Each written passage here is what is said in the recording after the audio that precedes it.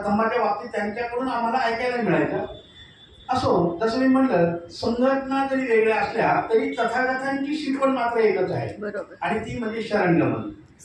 तो माणूस शरणगमन करतो, तो असा विचार करत नाही की हे विहार कुणाचं आहे। त्या पद्धतीने आज या ठिकाणी भंते आले आणि पूर्ण टीम आली, आणि खरं तर विहार परिभ्रमण ही अतिशय सुंदर अशी संकल्पना त्यांची आहे, आणि त्या संकल्पनानुसार त्या विहारांना वेळ देत आहेत। आणि एवढंच नव्हे तर त्या ठिकाणी खरं तर धम्म प्रवचन किंवा धम्माची देसना त्या ठिकाणी ते करत आहेत, हे अतिशय मोलाचं काम आहे।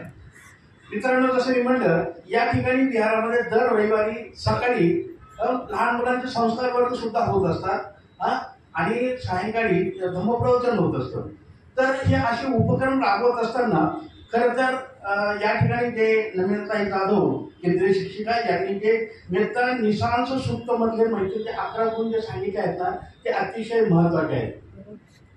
या विहारामध्ये खरं तर विपश्यनापूर्वी जे 2 ध्यान आहेत ते सुद्धा शिकवले जातात, ते म्हणजे अनापानसती आणि मेत्ता भावना। अरे बाबा, अगदी 20 मिनिटं 40 मिनिटांसाठी या ध्यान सराव केला जातो, कारण आपण सर्वांना कल्पना आहे कदाचित की विपश्यनेला जाण्यापूर्वी हे 2 ध्यान साधना अतिशय महत्वाची आहे। त्याच्याशिवाय विपश्यना ही महत्वाची नसते मित्रांनो, आणि ती या ठिकाणी तीर्थबौद्ध महासंघातर्फे खरं तर शिकवली जाते। दोन्ही ध्यान सराव या ठिकाणी केले जातात, आणि